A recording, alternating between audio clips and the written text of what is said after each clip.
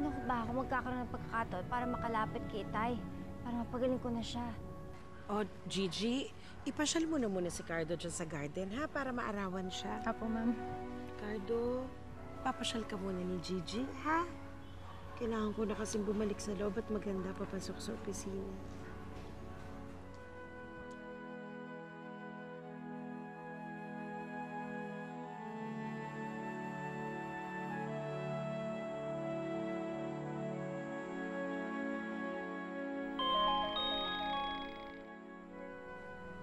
Hello, Dodoy. Ano na? San ka? O sige, pero sandali lang ako, ah. O sige. Oo.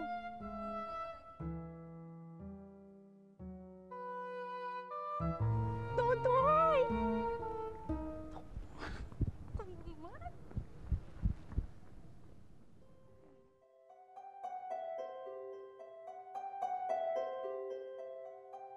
Pagkakataon ko na makalapit kay Itay.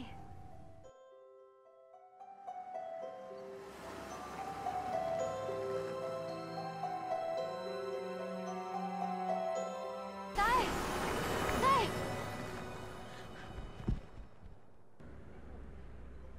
Gigi! Sir! Gigi, ano ba?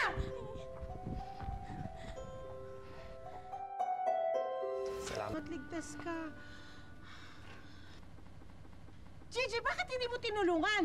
Eh, ma'am, sorry po, ma'am. May kinausap lang po ako sandali. Eh, hindi ko naman po alam na gugulong po yung wheelchair, eh. Pasensya na po.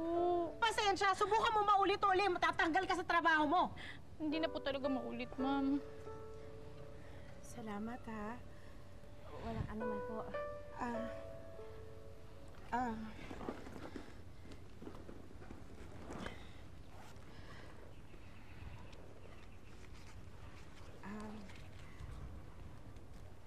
Para lang sa pagtulong mo.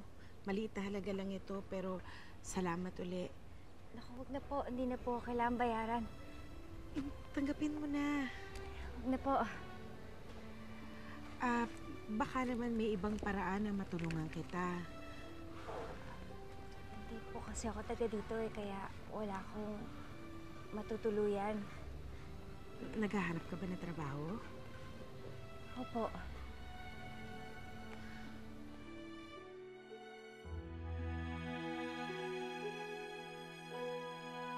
Tabok. Opo, ma'am. Sino siya? Nana Celia, siya si Fina. Siya maging bagong caregiver ni Cardo. Gandang araw po. Eto ba yung padala ng agency? Hindi. Nakilala ko siya sa labas. Pinakancel ko na yun sa agency. Alam mo, Fina, tamang-tama yung dating mo. Kasi talagang naghahanap ako na makakatulong ni Gigi mag-alaga kay Cardo eh.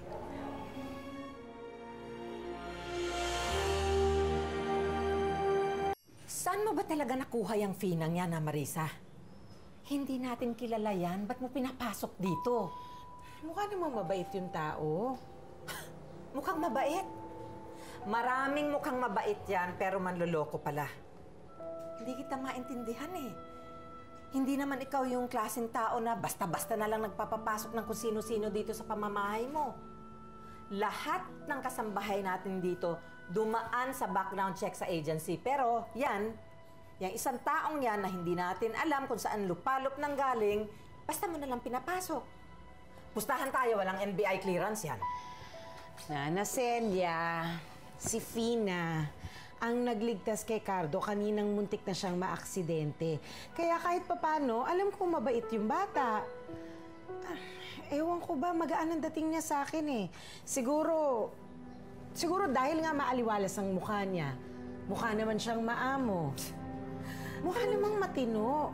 Mukhang matino, pero anong alam niyan sa pag-aalaga ng baldado? Tay, magpagaling na po kayo ha.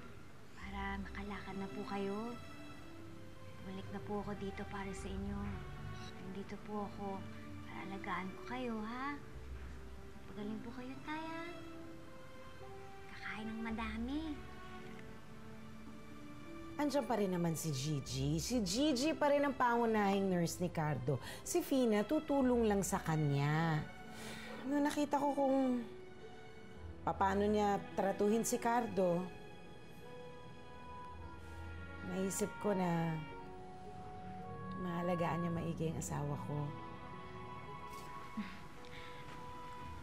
Mang Cardo, papakainin ko na muna kayo, ha? Fina, sandali lang, ha? Kain po kayo ng madami, ah. Ay, naku.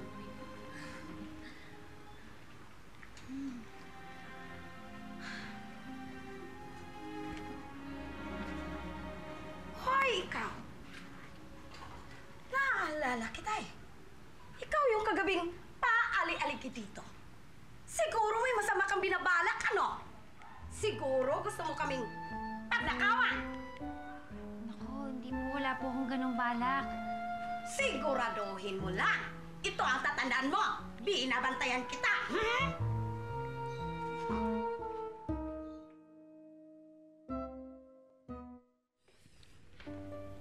Ayan. Sige, Lindon, maupo ka muna, oh. Sige.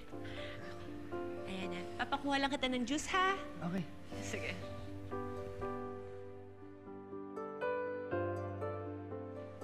Panchang? Panchang? Ate Lucille? Sino ka?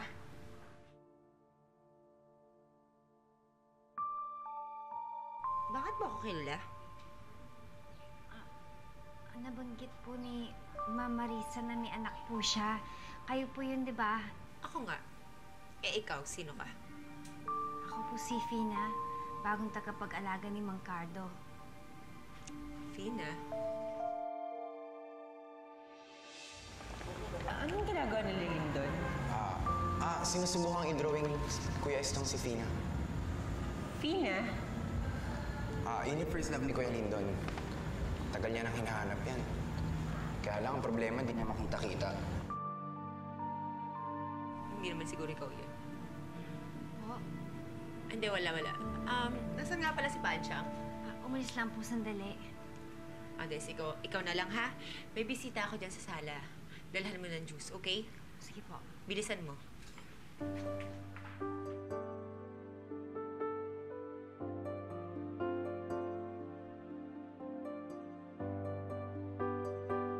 Lindon, may kukunin lang ako sa kwarto, ha? Antayin mo na lang yung juice. Pinukuha ko na sa maid. Lucille, alam mo, kahit tubig na lang kasi talagang nauuhaw lang talaga ako eh. Hindi, sige. Parating na yun, ha? Sige. Wait lang, ha? Thank you.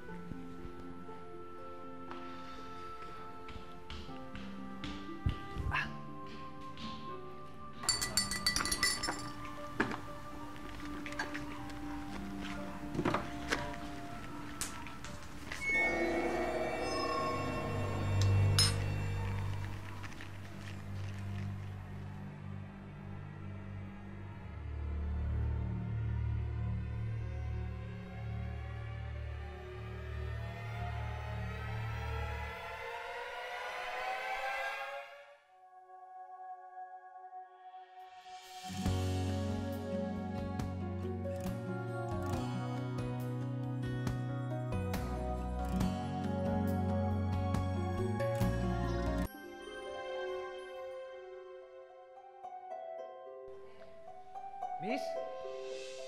Miss, yan ba yung juice?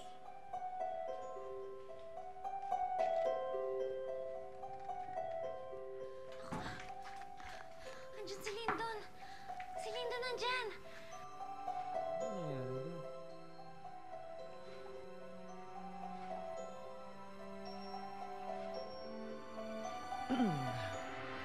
Kailangan ko siya makausap.